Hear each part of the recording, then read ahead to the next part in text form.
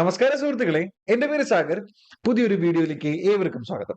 അപ്പൊ നമ്മൾ ഇതാ ഇപ്പോ ചെയ്യാൻ പോണത് നമ്മുടെ ഫസ്റ്റ് ചാപ്റ്ററിന്റെ ഇൻകം ടാക്സിന്റെ ഫസ്റ്റ് മൊഡ്യൂളിന്റെ ഫസ്റ്റ് ചാപ്റ്ററിന്റെ കംപ്ലീറ്റ് ഒരു ക്വിക്ക് റാപ്പിഡ് റിവിഷൻ ആണ്. എക്സാമിന് മുന്നേ നിങ്ങൾ ഇത് ക്ലാസ് പഠിച്ചിട്ടുണ്ട്, നമ്മുടെ ക്ലാസ് കണ്ട് പഠിച്ചിട്ടുണ്ട്, അല്ലെങ്കിൽ ഈ ചാപ്റ്റർ നിങ്ങൾ കംപ്ലീറ്റ് ചെയ്തിട്ടുണ്ടെങ്കിൽ ഇതിലെ എല്ലാ കോൺസെപ്റ്റും എല്ലാ MCQസും എല്ലാ ഐറ്റംസും ഉൾപ്പെട്ട് നിങ്ങൾക്ക് പെട്ടെന്ന് റിവിഷൻ വേണമെങ്കിൽ ഈ വീഡിയോ ഇസ് ഫോർ യു. ഇങ്ങനെ ഒരു എൻറ്റയർ സീരീസ് തന്നെ നമ്മൾ ഓരോ ചാപ്റ്ററും കംപ്ലീറ്റ് ചെയ്യുമ്പോൾ ചെയ്യുന്നതായിരിക്കും. ശരി, അങ്ങനെയാണെങ്കിൽ നമ്മൾ പഠിക്കുന്ന ആക്ട് ഇൻകം ടാക്സ് ആക്ട് 1961, അതിനോടൊപ്പം ഇൻകം ടാക്സ് ആക്ട് റൂൾ കൂടെ പഠിക്കണം 1962.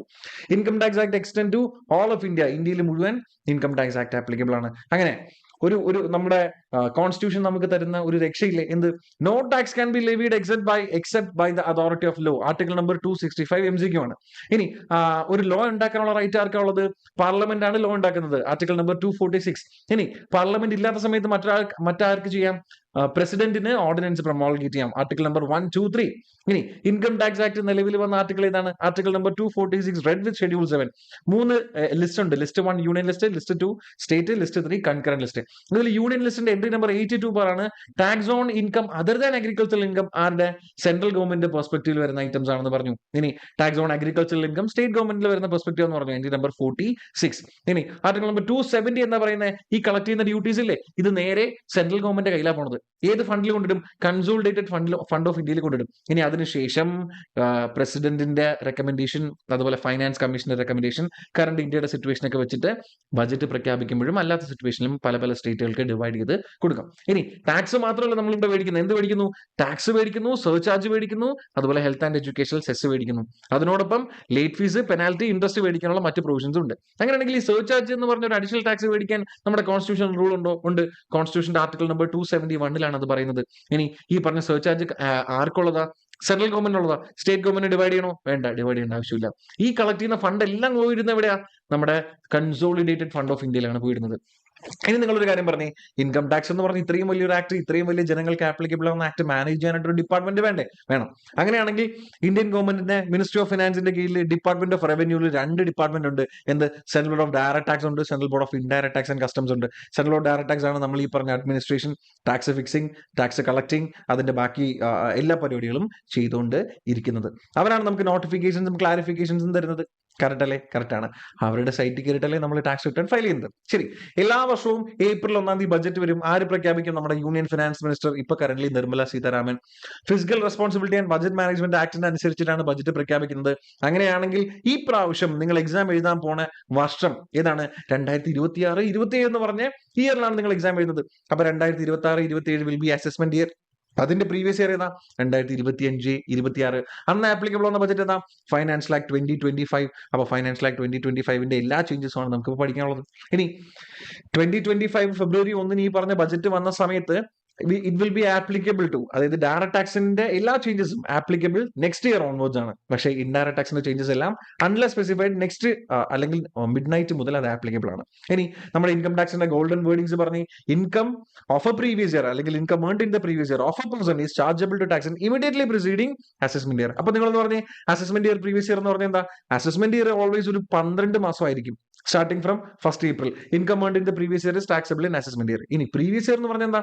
അസസ്മെന്റ് ഇയറിന് തൊട്ട് മുന്നേ ഉള്ള വർഷമാണ് പ്രീവിയസ് ഇയർ. അസസ്മെന്റ് ഇയറിന് തൊട്ട് മുന്നേ ഉള്ള വർഷമാണ് പ്രീവിയസ് ഇയർ. അത് 12 മാസം ആവാം, 12 മാസം ആവാതിരിക്കാം. നമ്മുടെ ഈ ജനറൽ റൂളില്ലേ, income earned in the previous year is taxable in assessment year, ഈ പറഞ്ഞ ജനറൽ റൂളിന് എക്സെപ്ഷൻ ഉണ്ട്. എന്ന് പറഞ്ഞാൽ income earned is taxable in the same year itself. 5 situations ഏതൊക്കെയാ? Non resident shipping business, person living India permanently or for a long duration, അടുത്ത body formulated for a short duration, അതുപോലെ person likely to transfer property for avoiding tax, discontinued business or profession. Person എന്ന് പറഞ്ഞ ഡെഫിനേഷനിൽ ആരൊക്കെ വരും? എല്ലാവരും വരും. Individual HFA, OPB, IAJP, പിന്നെ local authority, artificial judicial person, ഇങ്ങനെ എല്ലാ ആൾക്കാരെയും പറഞ്ഞ് ഈ സെക്ഷനകത്ത് പേഴ്സൺ എന്ന് പറഞ്ഞ ഡെഫിനേഷൻസ് വരും. ഇനി അസസി, എത്ര തരത്തിലുള്ള അസസി ഉണ്ട്? ഒന്ന് നമ്മുടെ normal assessee, assessee default, deemed assessee, ഇത്രയും പേരാണ് ഉള്ളത്. നോർമൽ അസസി എന്ന് പറഞ്ഞാൽ ഇൻകം ടാക്സിൽ എനി കൈൻഡ് ഓഫ് ടാക്സ് അല്ലെങ്കിൽ any payment, any tax or any other sum, പെനാൽറ്റിയോ ഇൻട്രസ്റ്റോ എന്തെങ്കിലും പേ ചെയ്യാൻ റെസ്പോൺസിബിൾ ആയിട്ടുള്ള ആളെ വിളിക്കുന്ന പേരാണ് അസസി. ചില സമയത്ത് നമ്മൾ മറ്റൊരാൾക്ക് വേണ്ടി അസസി ആവാറുണ്ട്. കറക്റ്റ് അല്ലേ? ഇനി ഡീംഡ് എസ് എസ് സി എന്ന് പറഞ്ഞൊരു പ്രൊവിഷൻ ഉണ്ട്, നമ്മളത് പഠിച്ചിട്ടില്ല, പഠിക്കാം.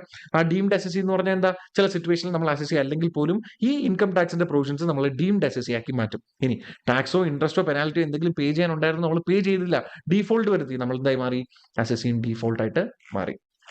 ഓക്കെ അല്ലേ മക്കളെ? കറക്റ്റ് അല്ലേ? എല്ലാം ഞാൻ ഇപ്പൊ ഈ പറയുന്ന കാര്യങ്ങൾ പറയുമ്പോൾ നമ്മുടെ ക്ലാസ് അറ്റൻഡ് ചെയ്ത് പഠിച്ച കുട്ടികൾക്ക് ഓരോന്ന് ഓർമ്മ വരണം. ശരി, അത് കഴിഞ്ഞിട്ട് നമ്മൾ സെക്കൻഡ് ഡേയിൽ എന്താ പഠിച്ചേ? സെക്കൻഡ് ഡേയിൽ നമ്മൾ ടാക്സ് റേറ്റ് സ്റ്റാർട്ട് ചെയ്തു. ഇനിയാണ് പരിപാടി ജഗ പോകാൻ പോകണം. ടാക്സ് റേറ്റ് സ്റ്റാർട്ട് ചെയ്തു.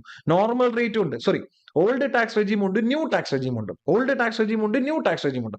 ആദ്യം നമ്മൾ ഓൾഡ് ടാക്സ് റെജീമാണ് പഠിച്ചത്. ആരുടെ പഠിച്ചത്? ഓൾഡ് ടാക്സ് റെജീം പഠിച്ചത് ഫസ്റ്റ് ഇൻഡിവിജ്വലിനെ പഠിച്ചത്. ഓൾഡ് ടാക്സ് റെജീമിന്റെ ഇൻഡിവിജ്വൽ സ്റ്റാർട്ട് ചെയ്യുന്നതിന് മുന്നേ തന്നെ ഞാൻ ഒരു കാര്യം പറഞ്ഞു. ഓൾഡ് ടാക്സ് റെജീമിൽ ഈ ടാക്സ് റേറ്റുകൾ രണ്ടെണ്ണം ഉണ്ട്. ഒന്ന് സ്പെഷ്യൽ റേറ്റ് ഉണ്ട്, ഒന്ന് നോർമൽ റേറ്റ് ഉണ്ട്. ഈ നോർമൽ റേറ്റ് എവിടെ പറയും? ഓരോരോ ഫൈനാൻഷ്യൽ ആക്ടിൽ പറയും. സ്പെഷ്യൽ റേറ്റ് എവിടെ പറയും? Income tax act income tax ആക്ടിൽ പറയും. കറക്റ്റ് അല്ലേ? അപ്പൊ നമുക്ക് സ്പെഷ്യൽ റേറ്റ് ആദ്യം പഠിക്കാം. ഇതിൽ ചേഞ്ചസ് ഉണ്ട്. കഴിഞ്ഞ വർഷം സ്പെഷ്യൽ റേറ്റ് സ്പ്ലിറ്റപ്പ് ചെയ്ത് രണ്ട് റേറ്റുകളായിരുന്നു പഠിക്കാനുള്ളത്. ഇപ്രാവശ്യം മുതൽ ഒറ്റ റേറ്റേ പഠിക്കാനുള്ളൂ. പറ. Short term capital gain under section 111 22%. Long term capital gain under section 112 12.5%. Long term capital gain under section 112 beyond 1.25 lakhs 1,25,000 കഴിഞ്ഞു കഴിഞ്ഞാൽ 12.5%, 12.5%.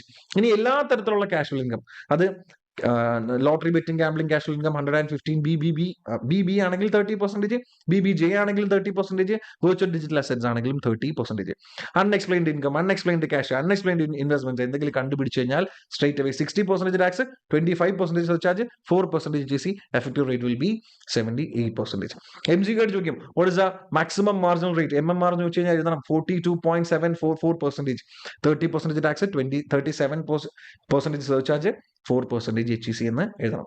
ഇനി സ്ലാബ് റേറ്റ് പഠിക്കാം. First slab applicable for individual male or female below 60 years of age. Correct അല്ലേ? പിന്നെ HUF, AOP, BOA, AJP respect of their ages. ഇനി basic exam 2.5 lakhs, then 2.5 lakhs to 5 lakhs, 5%. എത്ര amount വരാം? 12,500. ഇനി 5 lakhs to 10 lakhs എത്ര amount, എത്ര percentage? 20%. Amount എത്ര വരാ? ഒരു 1 lakh rupees. അപ്പൊ നേരത്തെ 12,000 ഇപ്പോഴത്തെ 1 lakh. ഇനി എക്സസ് ഓഫ് 10 lakhs പോവാണെങ്കിൽ 30% പ്ലസ് പഴയ 12,500 1 lakh 1,12,500. കറക്റ്റ് അല്ലേ? സീനിയർ സിറ്റിസൺ ആണെങ്കിലോ 60 വയസ്സിനും 80 വയസ്സിനും ഇൻ ബിറ്റ്വീൻ ആണെങ്കിലോ basic exam limit will be 3 lakh rupees. 3 to 5 lakhs 5%, 5 to 10 lakhs 20%, above 10 lakhs 30%. Short cut പറഞ്ഞേ, ആദ്യത്തെ കേസിൽ 10 lakh വരെയുള്ള ടാക്സ് 1,12,500 ആണ്. രണ്ടാമത്തെ കേസിൽ 10 lakh വരെയുള്ള ടാക്സ് 1,10,000 ആണ്. 12,500 ഇല്ല. ഇനി സൂപ്പർ സീനിയർ സിറ്റിസൺ എന്ന് വെച്ചാൽ 80 വയസ്സിന് മുകളിലാണെങ്കിലോ basic exemption limit be 5 lakh rupees. ഇനി 5 to 10 lakhs 20%, above 10 lakhs 30%. ഇനി ഇവിടെ ഒരു അഡ്ജസ്റ്റ്മെന്റ് വേണമെങ്കിൽ ചോദിക്കാം. സർക്കുലർ നമ്പർ 28/2016 അത് വരാൻ കാരണം ഉണ്ടായത് പ്രഭുദയാൽ സെസ്മ വേഴ്സസ് സ്റ്റേറ്റ് ഓഫ് രാജസ്ഥാൻ കേസാണ്. എന്ത്? April full birthday. എന്റെ ബർത്ത്ഡേ April 1 എനിക്ക് 59 വയസ്സുള്ള സമയത്ത് പോലും എനിക്ക് 60 വയസ്സിന്റെ ബെനിഫിറ്റ് കിട്ടാം. ഒരു ഇയർ നേരത്തെ കിട്ടാം. എന്ത്? 2.5 lakhs എന്നുള്ള ബേസിക് എക്സാം ലിമിറ്റ് എനിക്ക് 59 വയസ്സാകുമ്പോൾ തന്നെ 3 lakhs ആക്കാൻ പറ്റും. ഓർമ്മയുണ്ടോ അത്? ഇനി റൗണ്ട് ഓഫ് ചെയ്യണം. ഇമ്പോർട്ടന്റ് സെക്ഷൻ ആണ്. 288A ടോട്ടൽ ഇൻകത്തിന് റൗണ്ട് ഓഫ് ചെയ്യുന്നു. 288B ടാക്സ് ലയബിലിറ്റിയെ റൗണ്ട് ഓഫ് ചെയ്യുന്നു. Health and education cess mandatory ആയിട്ട് എടുക്കണം 4% ആഫ്റ്റർ സർചാർജ് ആൻഡ് റിബേറ്റ്. അപ്പൊ റിബേറ്റിനെ പറ്റി പഠിക്കാം. റിബേറ്റ് എന്ന് പറഞ്ഞാൽ എന്താ? ഒരു ഡിസ്കൗണ്ട് ആണ്. Applicable for individual assessee. അത് ഇന്ത്യൻ ആയിരിക്കണം, ഇൻഡിവിജ്വൽ ആയിരിക്കണം. അതുപോലെ total income less than 5 lakh rupees ആണ്. അങ്ങനെയാണെങ്കിൽ 12,500 or 100% of tax which ever is lower നമുക്ക് കുറച്ച് കളയാനായിട്ട് പറ്റും. ക്ലിയർ അല്ലേ? ഇനി ലോങ് ടേം ക്യാപിറ്റൽ ഗെയിൻ എന്ന് മാത്രം പറഞ്ഞാൽ നമ്മൾ അസ്യൂം ചെയ്യണം long term capital gain under section 112 that is 12.5% എന്ന്. ഇനി ഷോർട്ട് ടേം ക്യാപിറ്റൽ ഗെയിൻ എന്ന് മാത്രം പറഞ്ഞു കഴിഞ്ഞാൽ നമ്മൾ അസ്യൂം ചെയ്യണം short term capital gain normal tax റേറ്റിൽ നോർമൽ സ്ലാബ് റേറ്റിൽ ടാക്സ് ചെയ്യുന്ന ഒരു ഇൻകം ആണെന്ന് കൺസിഡർ ചെയ്യാം. ഇനി 111 എന്നോ ഷെയർസ് ആൻഡ് ഡിബഞ്ചേഴ്സ് എന്നൊക്കെ പറയുകയാണെങ്കിൽ നിങ്ങൾക്ക് അവിടെ മനസ്സിലാവും. അല്ലെങ്കിൽ ക്യാപിറ്റൽ ഗെയിൻ പഠിക്കുമ്പോൾ നിങ്ങൾക്ക് മനസ്സിലാവും എന്താണ് ഈ 111 12 ഒക്കെ വരുന്ന ഐറ്റംസ് എന്ന് മനസ്സിലാവും. ഡിവിഡന്റ് എന്ന് പറഞ്ഞാൽ ഡിവിഡന്റ് നോർമൽ റേറ്റിൽ ടാക്സ് ചെയ്യുന്ന ഐറ്റം ആണ്. ഇനി എവിടെയെങ്കിലും TDS പേ ചെയ്തിട്ടുണ്ട്, അഡ്വാൻസ് ടാക്സ് പേ ചെയ്തിട്ടുണ്ടെന്ന് പറഞ്ഞാൽ ഏറ്റവും അവസാനം നമുക്കത് കുറച്ച് കളയാനുള്ള പ്രൊവിഷൻ ഉണ്ട്. ഇനി ഈ സ്ലാബ് റേറ്റ് ആയിട്ട് ബന്ധപ്പെട്ട് നിങ്ങൾക്ക് ഒരു ഇമ്പോർട്ടന്റ് എന്ത് ചോദിക്കാം? ഒരു സ്പെഷ്യൽ അഡ്ജസ്റ്റ്മെന്റ് ചോദിക്കാം. അൺഎക്സോസ്റ്റഡ് ബേസിക് എക്സംഷൻ ലിമിറ്റ് ഉണ്ടെങ്കിൽ എന്ത്? അൺഎക്സോസ്റ്റഡ് ബേസിക് എക്സംഷൻ ലിമിറ്റ് ഉണ്ടെങ്കിൽ എന്ത്? അൺഎക്സോസ്റ്റഡ് ബേസിക് എക്സംഷൻ ലിമിറ്റ് ഉണ്ടെങ്കിൽ. മനസ്സിലായില്ല സാറേ? എന്റെ ടോട്ടൽ ഇൻകം ഒരു 2 lakh rupees മാത്രമേ ഉള്ളൂ. എനിക്കൊരു സ്പെഷ്യൽ റേറ്റിൽ ടാക്സ് ചെയ്യേണ്ട മറ്റൊരു ഇൻകം കൂടി ഉണ്ട്. എന്റെ basic exemption limit 3 lakh rupees ആണ്. അങ്ങനെയാണെങ്കിൽ 2 lakh ആണ് എന്റെ income. Basic exemption limit 3 lakh ആണ്. ബാക്കി എനിക്ക് അൺഎക്സോസ്റ്റഡ് ബേസിക് എക്സംഷൻ ലിമിറ്റ് ആയിട്ട് ഒരു 1 lakh rupees ഉണ്ട്. It can be set off with എന്ത്? സ്പെഷ്യൽ റേറ്റിൽ ടാക്സ് ചെയ്യുന്ന item not casual income. Special റേറ്റിൽ ടാക്സ് ചെയ്യുന്ന 12 11 നമുക്ക് കുറച്ച് കളയാനായിട്ട് പറ്റും. ഇവിടെ നിങ്ങൾ ശ്രദ്ധിക്കേണ്ട കാര്യം, നമ്മൾ കണക്ക് ചെയ്യുമ്പോൾ എപ്പോഴും നമ്മുടെ ഐഡിയ എന്തായിരിക്കണം, നമ്മുടെ മനസ്സിൽ എന്തായിരിക്കണം, ഏറ്റവും കുറച്ച് ടാക്സ് വരിക. ഏറ്റവും കുറച്ച് ടാക്സ് വരണമെങ്കിൽ ഏറ്റവും കുറച്ച് ഇൻകം വരണം, അല്ലെ? അപ്പൊ ഈ സാധനം അഡ്ജസ്റ്റ് ചെയ്യുന്ന സമയത്ത് ഏറ്റവും കൂടുതൽ ടാക്സ് റേറ്റ് ഉള്ളതിൽ നിന്ന് കുറച്ച് കളയാം.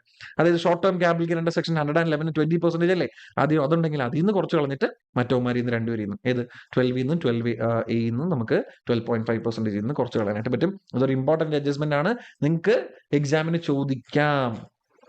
ശരി, അപ്പൊ അതും കഴിഞ്ഞു. ഇനി സാറേ സെർച്ച് ചാർജ് എന്താ? സെർച്ച് ചാർജ് ഒന്നുമില്ല. സെർച്ച് ചാർജ് പഠിക്കണമെങ്കിൽ ഈ ടേബിൾ ആണ് നമ്മൾ എല്ലായിടത്തും കിടക്കുന്നത്. ഈ ടേബിൾ ഈ താഴത്തെ വേർഡിങ്സും പഠിക്കേണ്ട കാര്യമില്ല, നേരെ താഴേക്ക്.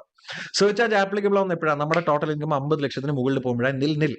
ഇനി 50 ലക്ഷത്തിന് 1 കോടിക്കാണെങ്കിൽ 10%. ഇനി 1 കോടിക്കും 2 കോടിക്കും ഇടയിലാണെങ്കിൽ 15%. നമ്മുടെ ക്ലാസ് കാണാത്ത ആൾക്കാർ ആരെങ്കിലും നമ്മുടെ ഈ വീഡിയോ കാണുന്നുണ്ടെങ്കിൽ ഇപ്പൊ കിളി പോകും. ഇതെന്ത് രണ്ട് സാധനങ്ങൾ അല്ലേ? അത് ക്ലാസ് കണ്ടാലേ മനസ്സിലാവും. ഇനി എപ്പോഴാണോ നമ്മുടെ ടോട്ടൽ ഇൻകം 2 ക്രോസിനേക്കാളും മുകളിൽ പോണത്, നമ്മൾ ടോട്ടൽ ഇൻകത്തിനെ രണ്ടായിട്ട് സ്പ്ലിറ്റ് ചെയ്യുന്നു. എന്ത്? Short term capital gain 11A 12A അതുപോലെ 12 പ്ലസ് ഡിവിഡന്റ്.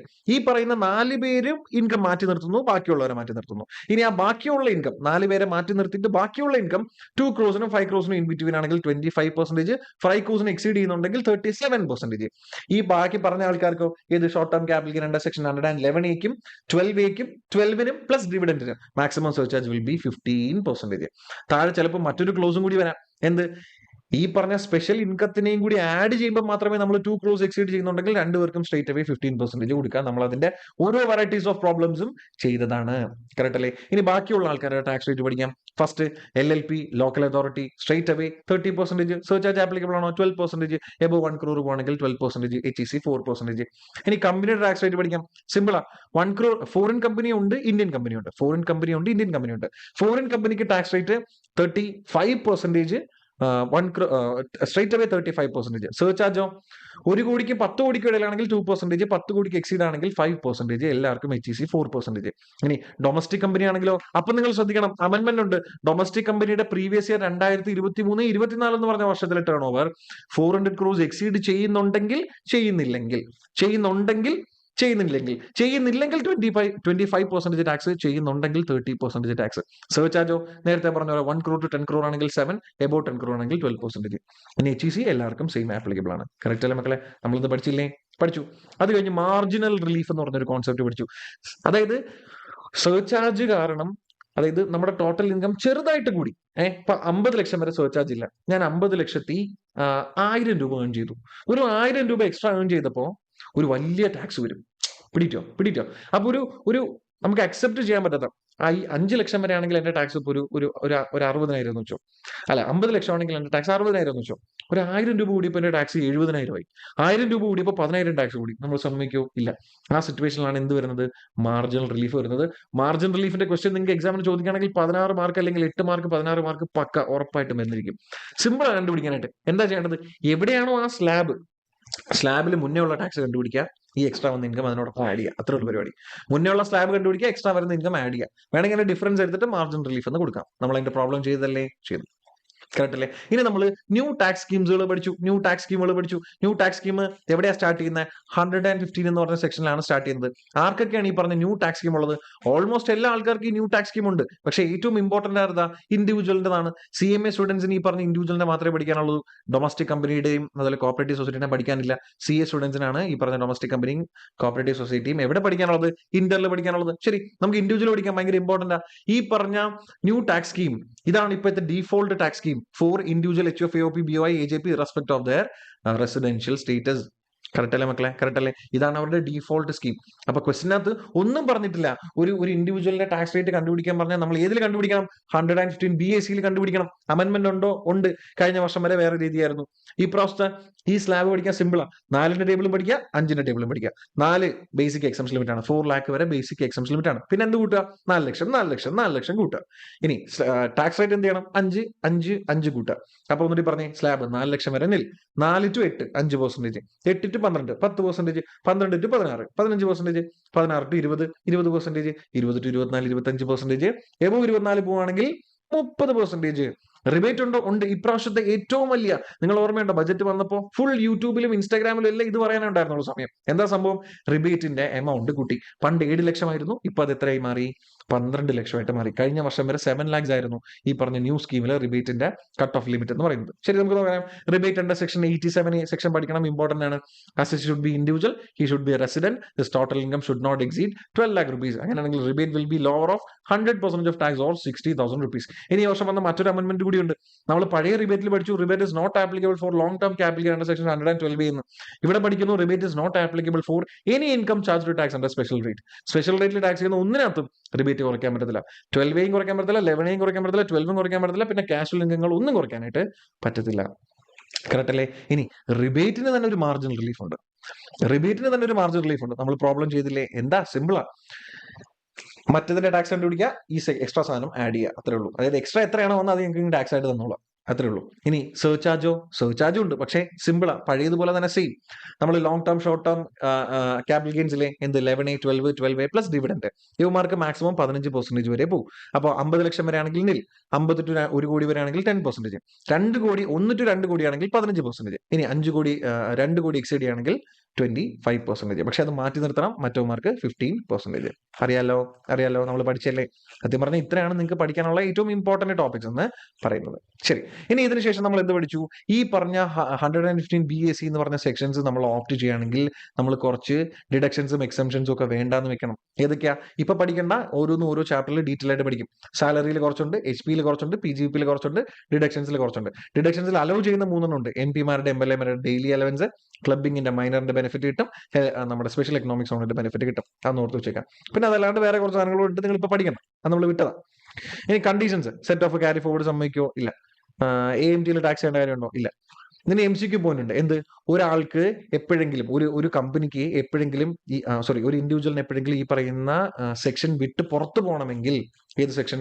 നമ്മളിപ്പോ ഈ പഠിച്ച 115 BAC എന്ന് പറഞ്ഞ സെക്ഷൻ വിട്ട് പുറത്തു പോകണം, ഓൾഡ് ടാക്സ് സ്കീമിലേക്ക് പോകണമെങ്കിൽ അയാൾക്ക് PGBP ഇൻകം ഉണ്ടെങ്കിൽ അയാൾ മസ്റ്റ് ആയിട്ട് ഒരു ഫോം സബ്മിറ്റ് ചെയ്യണം. ഏതാ? 10(1), അതായത് 101 EA നമ്മൾ എന്ത് ചെയ്യണം? സബ്മിറ്റ് ചെയ്യേണ്ടി വരും. ഇനി കമ്പനിയുടെ കാര്യം സിമ്പിളാ. കമ്പനി എൻഗേജിംഗ് ഇൻ മാനുഫാക്ചറിംഗ് ആണെങ്കിൽ BAA, അല്ല, നോട്ട് എൻഗേജിംഗ് ഇൻ മാനുഫാക്ചറിംഗ് ആണെങ്കിൽ BAA, എൻഗേജിംഗ് ഇൻ മാനുഫാക്ചറിംഗ് ആണെങ്കിൽ BAB. അതായത് ABCDE എന്നുള്ളതാണ്. Aയും Bയും കമ്പനിക്ക്, നോൺ മാനുഫാക്ചറിംഗ്, C ഇൻഡിവിജ്വലിന്, പിന്നെ വീണ്ടും കോപ്പറേറ്റീവ് സൊസൈറ്റി, നോൺ മാനുഫാക്ചറിംഗ്, അത്രേ ഉള്ളൂ. അങ്ങനെ ഓർത്തിരുന്നാൽ മതി. ഇനി ശ്രദ്ധിച്ചേ, മാനുഫാക്ചർ ചെയ്യുകയാണെങ്കിൽ tax rate straight away 15%. Manufacture ചെയ്യാത്ത ഇൻകങ്ങളുടെ ടാക്സ് റേറ്റ് 20%, 22%. സ്പെഷ്യൽ റേറ്റിൽ ടാക്സ് ചെയ്യേണ്ട ഐറ്റംസിനെല്ലാം സ്പെഷ്യൽ റേറ്റിൽ ടാക്സ് കൊടുക്കുക. ഇനി നമ്മൾ എന്തെങ്കിലും കള്ളത്തരം കാണിച്ച് പൊക്കി കഴിഞ്ഞാൽ 30%. ഇനി എല്ലാ സിറ്റുവേഷനിലും മാൻഡേറ്ററി സർചാർജ് 10%. ഇനി ഹെൽത്ത് ആൻഡ് എഡ്യൂക്കേഷൻ സെസ് 4%. ഇത്രേ ഉള്ളൂ. എന്നിട്ട് പറഞ്ഞേ, മാനുഫാക്ചറിംഗ് ആക്ടിവിറ്റീസ് എന്ന് പറയുന്ന ഇൻകത്തിന് 15%, നോൺ മാനുഫാക്ചറിംഗ് ആക്ടിവിറ്റീസ് എന്ന് പറയുന്ന ഇൻകത്തിന് 22%, സ്പെഷ്യൽ റേറ്റ് ആണെങ്കിൽ സ്പെഷ്യൽ റേറ്റ്. ഇനി എന്തെങ്കിലും കള്ളത്തരം കണ്ടുപിടിച്ച് കഴിഞ്ഞാൽ 30%. SSC പറയും, അസസ്മെന്റ് ഓഫീസർ പറയും 30%. ഇനി എല്ലാ സിറ്റുവേഷനിലും മാൻഡേറ്ററി സർചാർജ് 10%, അതുപോലെ health and education cess 4%. Correct അല്ലേ മക്കളെ? അപ്പൊ ഈ സാധനം കഴിഞ്ഞു. ഇതേ സാധനം തന്നെയാണ് എന്തുള്ളത്? കമ്പനികൾക്ക് ഉള്ളത്. ആദ്യമേ കമ്പനിയുടെ നോർമൽ റേറ്റ് പഠിക്കണ്ടേ? കമ്പനി നോർമലി ടാക്സ് ചെയ്യേണ്ടത് എങ്ങനെയാണെന്ന് പഠിക്കണ്ടേ? സിമ്പിളാ. ആദ്യത്തെ 10,000 രൂപയ്ക്ക് 10% ടാക്സ് 1000 രൂപ. അത് കഴിഞ്ഞ് വരുന്ന 10,000 രൂപയ്ക്ക് 20% ടാക്സ് 2000 രൂപ. അത് കഴിഞ്ഞിട്ട് വരുന്ന എല്ലാ എമൗണ്ടിനും 30% ടാക്സ്. സർചാർജ് ഉണ്ടോ? ഉണ്ട്. 1 കോടിക്ക് സർചാർജ് ഇല്ല. 1 to 10 കോടിക്ക് 7%, എബൌട്ട് 10 crores പോകണമെങ്കിൽ 12%. ശരി, ഇനി അവരുടെ 115 BADയും ABCDEയും എങ്ങനെയാ? ഒന്നുമില്ല, കമ്പനിയുടെ same cut copy paste. Manufacturing ഉണ്ടോ? ഉണ്ടെങ്കിൽ 15%, ഇല്ലെങ്കിൽ 22%. എല്ലാവർക്കും mandatory surcharge 10%, health and education cess 4%. Special റേറ്റിൽ ടാക്സ് ചെയ്യുന്ന ഐറ്റംസ് ഉണ്ടെങ്കിൽ സ്പെഷ്യൽ റേറ്റിൽ ടാക്സ് ചെയ്യാം. ഇനി ഇവിടെ കുറെ കണ്ടീഷൻസ് ഒക്കെ ഇല്ലേ? ഈ പറഞ്ഞ കമ്പനികൾക്കും ഈ പറഞ്ഞ നമ്മുടെ ഇവന്മാർക്കും, എന്ത് കോപ്പറേറ്റീവ് സൊസൈറ്റിക്കും. അതായത് ഒരിക്കലും മൈനിങ് അതായത് നമ്മൾ ഈ പറഞ്ഞ manufacturing does not include development of computer softwares, mining, conversion of marble blocks into slabs, bottling of gases into cylinders, അതുപോലെ cinematography, other thing notified by the government. ഇനി ശ്രദ്ധിക്കേണ്ട കാര്യം, കമ്പനിയുടെ സിറ്റുവേഷനിലാണെങ്കിൽ, അത് ഞാൻ പറയാൻ പറഞ്ഞു, അത് അവിടെ പറയേണ്ടതായിരുന്നു, മറന്നുപോയി. കമ്പനിയുടെ സിറ്റുവേഷനിലാണെങ്കിൽ company should be registered on or after 1/10/2019 and manufacturing should commence before 31/3/2024. ഇനി കോപ്പറേറ്റീവ് സൊസൈറ്റിയുടെ കേസിലാണെങ്കിലോ Cooperatives should be registered on or after 1/4/2023 and manufacturing should commence before 31/3/2024. Correct അല്ലേ മക്കളെ? ശ്രദ്ധിക്കുക. ഇനി പ്ലാന്റ് ആൻഡ് മെഷീനറി പുതിയതായിരിക്കണം, പക്ഷേ ഫോറിൻ നിന്ന് ഇങ്ങോട്ടേക്ക് ഇമ്പോർട്ട് ചെയ്തതാണെങ്കിൽ അത് ന്യൂ ആയിട്ട് തന്നെ കൺസിഡർ ചെയ്യും. ഇനി നമ്മൾ ഡിപ്രിസിയേഷൻ എടുക്കാത്ത അസറ്റുകളാണെങ്കിൽ അതിനെ ന്യൂ ആയിട്ട് കൺസിഡർ ചെയ്യും. ഇനി second hand plant and machinery allow ചെയ്യും. എപ്പോഴാ? ടോട്ടൽ വാല്യൂവിനെക്കാളും ലെസ് ആയിരിക്കണം. Total value of plant and മെഷീനേക്കാളും ലെസ് ആയിരിക്കണം. ഓക്കെ, അങ്ങനെയാണെങ്കിൽ നമ്മളൊരു ചാപ്റ്റർ കംപ്ലീറ്റ് തീർന്നു. അതിന്റെ എല്ലാ പ്രോബ്ലംസും നമ്മൾ വർക്ക്ഔട്ട് ചെയ്തു. ഇതുപോലെ നിങ്ങൾക്ക് എല്ലാ ചാപ്റ്റേഴ്സിന്റെയും ഈ പറഞ്ഞ റിവിഷൻ വേണമെങ്കിൽ എന്നോട് പറയണം. ഓക്കെ, താഴെ കമന്റ് ചെയ്യാം, എന്റെ നമ്പർ ഉണ്ട്, എല്ലാം ചെയ്യാം. ഇൻകം ടാക്സിന്റെയോ മറ്റേതെങ്കിലും സബ്ജക്റ്റിന്റെയോ ക്ലാസ് വേണമെങ്കിൽ അതും നിങ്ങൾക്ക് പർച്ചേസ് ചെയ്യാം. ഈ സ്ക്രോൾ ചെയ്യുന്ന നമ്പറിലേക്ക് ജസ്റ്റ് ഒരു മിസ് കോൾ ചെയ്താൽ മതി, അല്ലെങ്കിൽ ഒന്ന് വാട്സ്ആപ്പ് ചെയ്താൽ മതി, ഡീറ്റെയിൽസ് ഒക്കെ കിട്ടും. അപ്പൊ ഇത്രയേ ഉള്ളൂ. നമുക്കിനി അടുത്ത ക്ലാസ്സിൽ കാണാം. ബൈ.